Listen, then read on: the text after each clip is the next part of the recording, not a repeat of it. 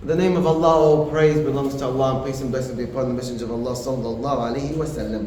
Allah subhanahu wa ta'ala said in the Surah An-Nur, verse 32, He said to marry the women and the slave men and women, and if they be poor, Allah subhanahu wa ta'ala will make them rich from His favor. Allah is wide and knowledgeable, and Allah has many good blessings and bounties and riches.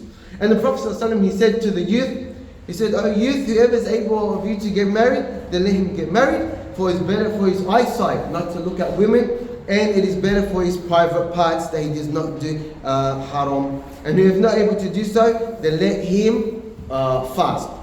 Now, let's have a look at who is able to get married. The hadith says who is able to get married, meaning physically and financially. In terms of these who should get married, it comes into three categories. One is obligatory for him to get married, one it is like for him to get married, and one it is dislike for him to get married.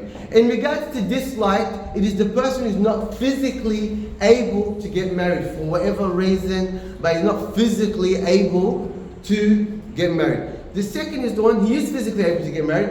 He does have financially, okay, but he doesn't really want to.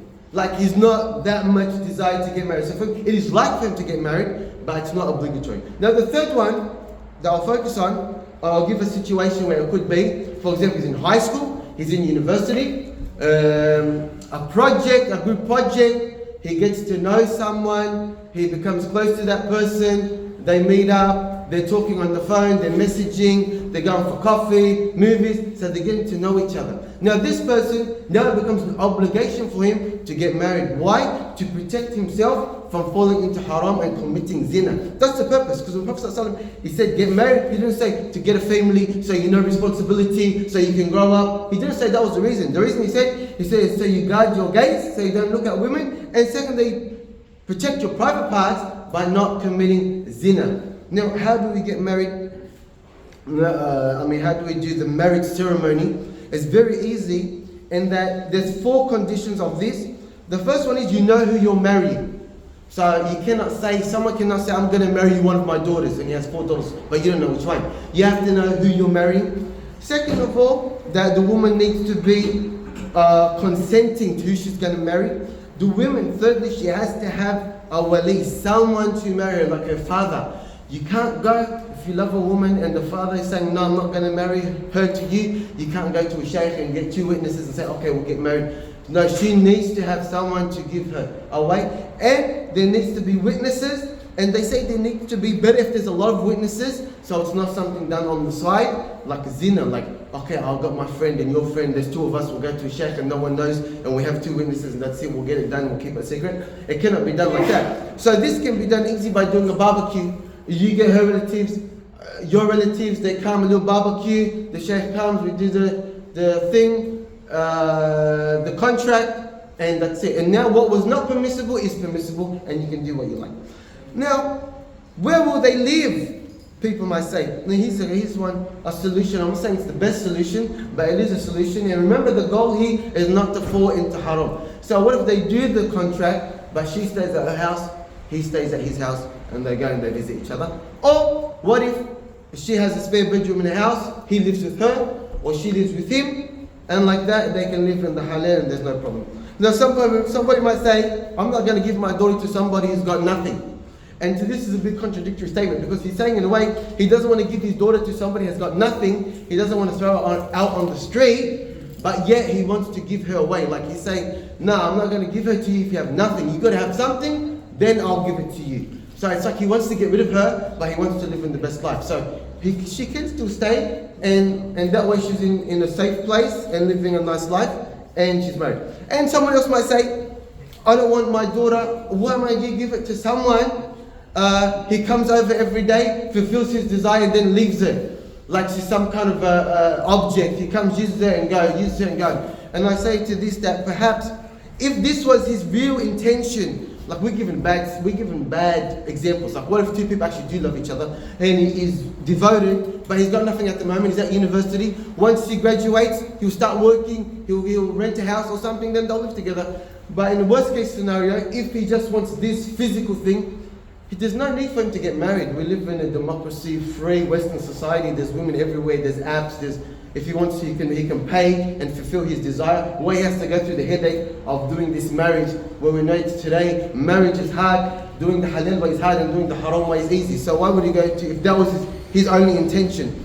And secondly, you might say, yeah, but they're young, they don't know what they're doing, they get married, they stay together for 2 years, they might have a child and then they break up, and then what? She's divorced with a child, what's going to happen? This can be 4 situations where the one, he says to them, no, you're not seeing each other anymore, no, you're not getting married, you're too young, and they listen, that's great. The second one is they don't listen and they go behind the parents' back and then they fall into haram, and that's the worst one. Second is they do get divorced, or fourth, they do live happily ever after. Now, of these 4 situations, the only bad one is doing the zina. Because the Prophet said, the Quran said in Surah Al-Isra, and do not approach zina because it is a bad thing in a bad way, the worst way. So Allah has said to us not to zina. In regards to divorce, it is disliked, but it's not. You're not going to get sin from doing divorce. Then, and if someone is poor, the Prophet ﷺ, he said there's 3 people that Allah has promised to help them. And one of them is the person that wants to get married, so he does not fall into haram. So if he's got the correct intention, Allah subhanahu wa ta'ala will make him rich. You know, if you're going to wait for someone to have a house and a job and a salary and this and that, they're not going to get married until they're 50. And it's not fair on the male and the female. Now, the question is, who do we marry? Because maybe you can, but you're not finding a spouse. And I would say, lock the doors. Marry your cousin. Now, I know people will say, cousin? Astaghfirullah, I can't remember my cousin.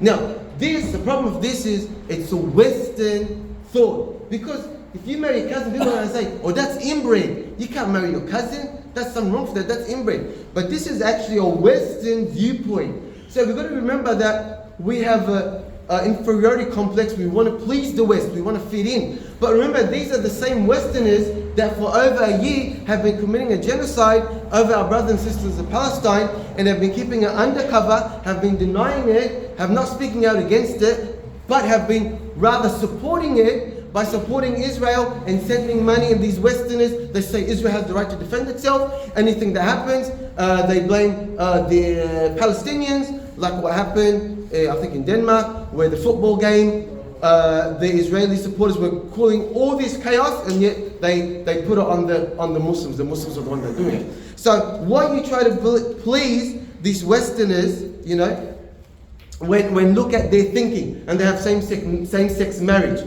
So do not try to please the Westerners.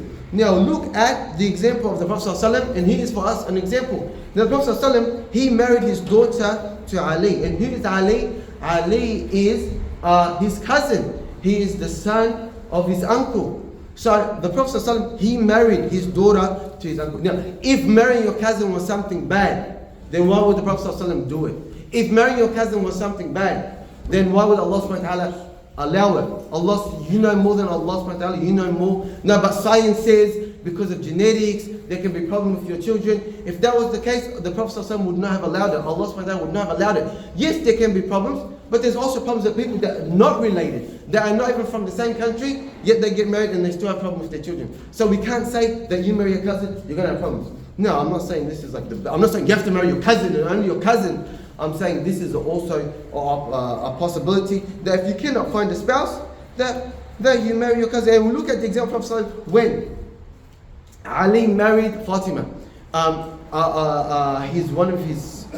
A woman came to Ali and said, you know that Fatima, the daughter of Prophet, is getting offers for marriage?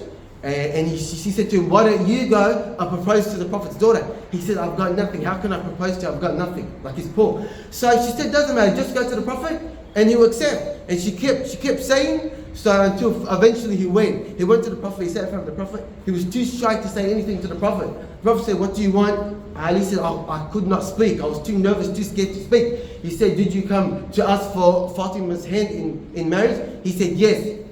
And then he said, what will you offer her? He said, Rasulullah, I don't have anything to offer. Then the Prophet said, yeah, you do have something. You have your armor that you use in the war. He said, Ya Rasulullah, this isn't worth anything. He said, doesn't matter, offer it.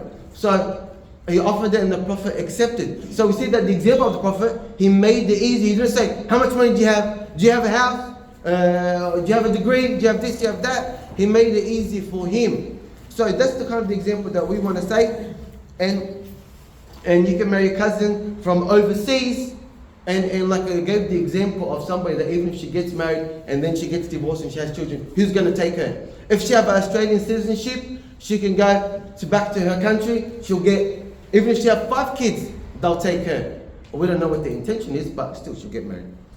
And finally, I'll leave the hadith. Prophet he said, this world is a pleasure, and the best pleasure in this world is the righteous woman.